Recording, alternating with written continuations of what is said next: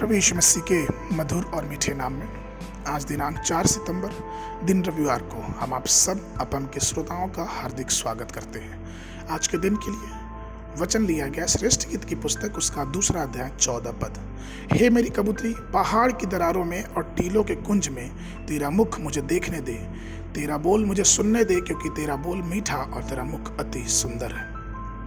क्या आपको मालूम है कि कबूतरों का रहने का एक अलग स्थान होता है? वे कभी किसी वृक्ष की डालियों पर नहीं ठहरते हैं। उन्होंने अपने रहने के लिए एक विशेष स्थान चुना है और वो है किसी भी जगह की चट्टान की दरारें या पहाड़ में गुप्त स्थान या फिर बहुत ही सक्रिय जगह। चट्टान की दरारें एक उच्च जीवन जीने का उल्लेख करती हैं जो दुनिया से अलग बिल्कुल होती है, और वह चट्टान कोई और नहीं, मसीह यीशु है। 1 कुरिन्थियों 10:4 में जो मसीह में है वो कभी भी संसार या शरीर की वासना में नहीं जिएगा।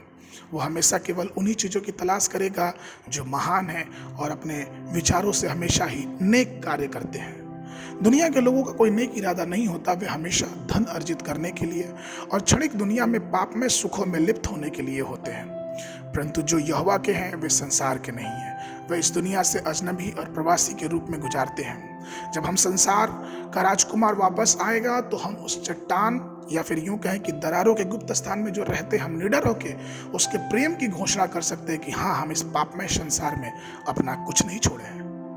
चट्टान के गुप्त स्थानों के बारे में सोचें तो वो इतने गुप्त और सामान्य रूप से देखे जाते हैं जहाँ पे कबूतर रहते हैं। अगर हम उन चट्टानों को देखेंगे तो हमें सिर्फ चट्टान दिखाई देगा और उसके अंदर बैठा हुआ कबूतर नहीं दिखाई देगा। ठीक उसी प्रकार से हमारा भी जीवन होना चाहिए।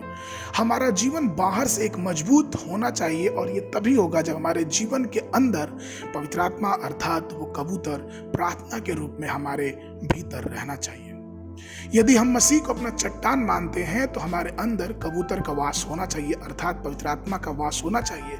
तभी तो हम उस चट्टान की जो चट्टान हमारे अंदर है और हमने यीशु को चट्टान माना वो दुनिया के लोग देख पाएंगे।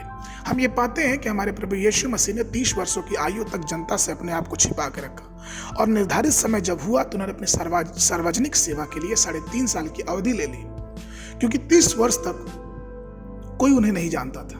लेकिन 3.5 वर्षों में उन्होंने परमेश्वर के सारे कार्यों को प्रकट किया। वो इसलिए क्योंकि उनके अंदर परमेश्वर की आत्मा भरी थी और उन्होंने उस कार्य को पूरा करने के लिए यहाँ तक कि उन्होंने क्रूस की मृत्यु भी सह ली, अर्थात हर प्रकार के दुखों को सहते हुए उन्होंने परमेश्वर के कार्य को किया।